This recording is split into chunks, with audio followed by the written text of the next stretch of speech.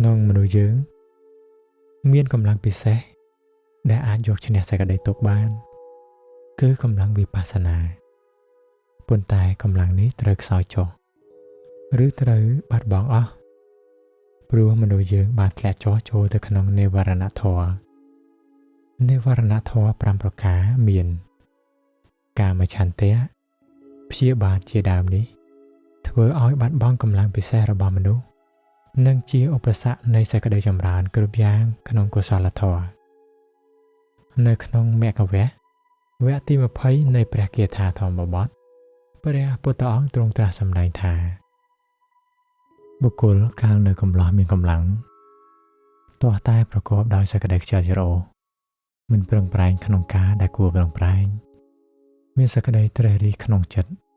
លិចចុះក្នុងអកុសលវិតកៈជាមនុស្សខ្ជិល